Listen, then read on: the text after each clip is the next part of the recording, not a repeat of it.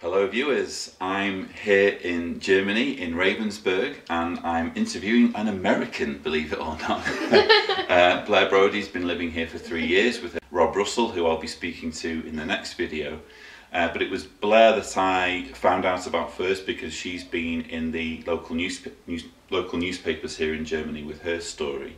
So it's a nice opportunity to catch up with you, Blair, and learn a little bit about what relationship you have with Jehovah's Witnesses. I think I'm right in saying that you grew up as a Jehovah's Witness? Yes, I grew up as a witness. I was baptized at 15 years old, and I got married when I was 18, which is it's quite young. Yeah, quite young, and it's kind of what a lot of witnesses, you know, end up doing for some reason. Well, mainly because you're not really allowed to date, so you end up getting married really young before you know the person very well at all, which was my case indeed. I was married for 9 years, and the entire time, you know, throughout my life was spent basically doing what I felt like I had to do to please everyone else. I was a regular pioneer. I married someone that had the hope of going to Bethel. He was in Bethel for, you know,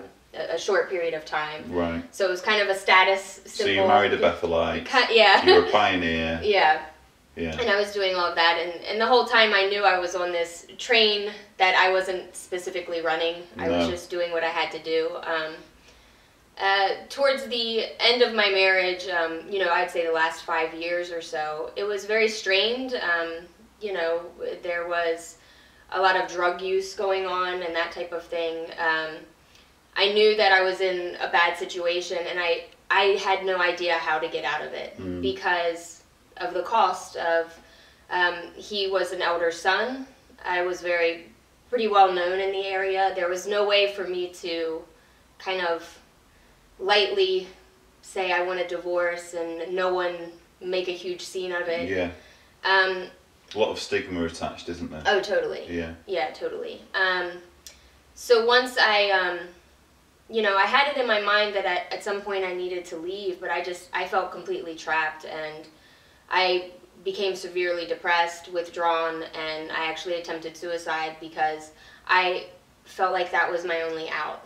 I had no thought that I could do anything other than be in the religion and do what I was supposed to do, because I was going to lose everyone and everything if I didn't. I wouldn't have anywhere to live. I would have no family. I'd have no friends. So would it be right in saying that shunning played a major part in your reaching that point of desperation? Absolutely. Absolutely. I felt like I had no one to talk to. And the times when I did try to talk to the elders in our congregation about it, I was told to suck it up, you know, respect the head of my household, be in subjection.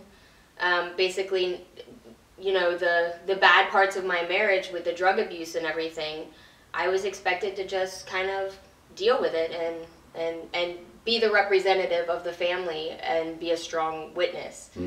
Which, you know, when you're in your 20s and you feel like your life is already over, you know what I mean? What are you supposed to do at that point? But this wasn't contemplating suicide, this was actually a suicide attempt. Yes. I was home. I woke up in the morning, and I just woke up and I knew I couldn't do it anymore.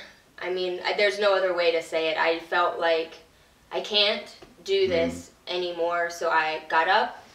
My husband was actually downstairs at the time, and I got out of bed, I ran a bath, and I just took as many sleeping pills as I possibly could. Wow. And I was, you know, just gonna fall asleep in the bathtub and that be it.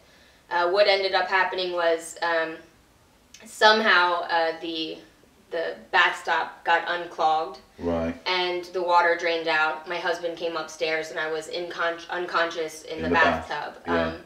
He, because he was high at the time, actually called my parents instead of an ambulance. So my parents came, and everything was a blur.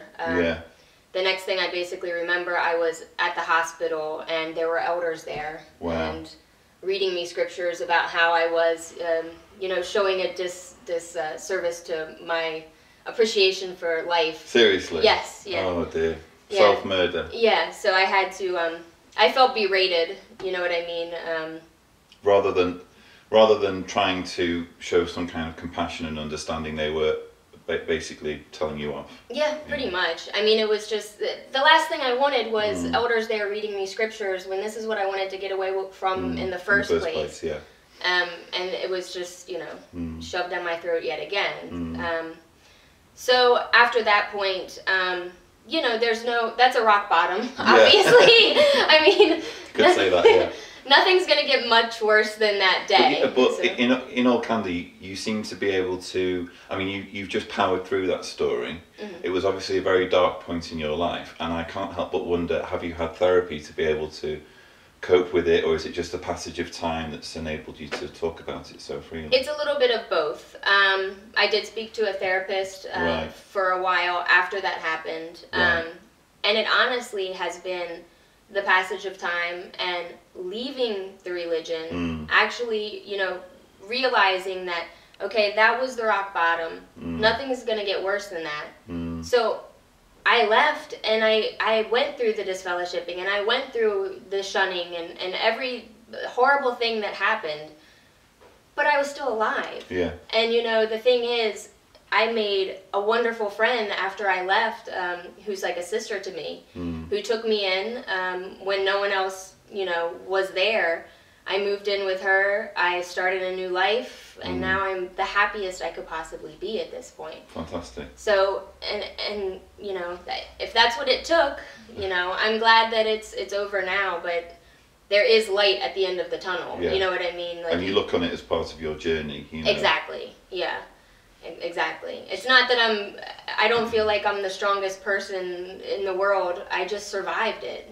I just survived, you know, the worst that the religion had to offer, and I had to go through it, and I did, and it made me a better person. I'm still all kinds of screwed up from it, though. But able to talk about it. Yeah, able to talk about it, exactly. So viewers will be wondering how you're in Germany, how you've ended up in Germany. Well, the funny story is my boyfriend Rob, we actually grew up together. We knew each other when we were young, and he grew up in the religion too. So there's definitely stories that we have that we can commiserate with each other on everything, and he's obviously left the religion as well. So he moved to Germany several years ago, and, you know, he imported me. Not in a crate. Yeah, not in a crate, but yeah, so that's where I am. That's why I'm here. Yeah. So I don't know whether you feel this way, but I mean, I left in 2013 formally, but I was mentally out from sort of 2010 onwards, and I look at what's going on in the religion now. We have JW Broadcasting, we have JW.org, we have the those literature carts on every corner, and it just feels as though the religion is changing so much from when I was in it. I don't know whether you ever feel that way. Yeah, I do. I recently watched the documentary Truth Be Told, and I got really angry when they were talking about how they kind of changed their standing on higher education. Yeah. How it's sort of okay now, where that was completely off the table for me. I was completely not allowed to go to college. I wasn't even allowed to graduate high school.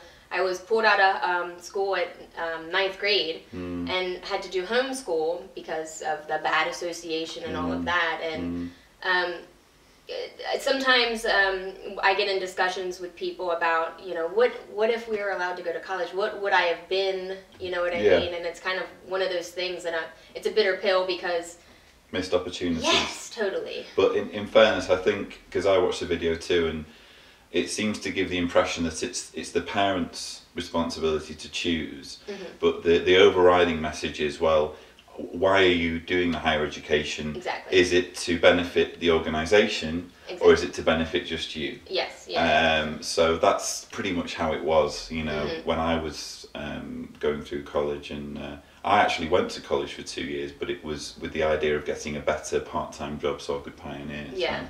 Yeah. But yeah, it's missed opportunities, but you know, despite all of that, it's nice to see that you're in such a happy place. You're Yeah. You're here in Germany. You've got a lovely apartment, a lovely boyfriend, and things have worked out okay, haven't they? Yeah, they have, definitely. You know, it's there's always going to be things that I'm going to have to struggle with leaving, and I will never recover from my parents not being in my life anymore. That's something that I'll never get over totally. I can move on, but it's always going to be in the back of my mind. And you know, I think a lot of people, when they leave, they struggle with issues of fear of abandonment and you know, struggling with perfection, because you have this feeling that you have to be perfect, and if I'm not perfect, then you know, I'm not fulfilling what Jehovah wants me to do. And you know, there's so much pressure and stress that you have from being a witness, especially with kids and growing up, because you feel like you're under this magnifying glass all the time of being perfect, and you know, you can't live up to that. And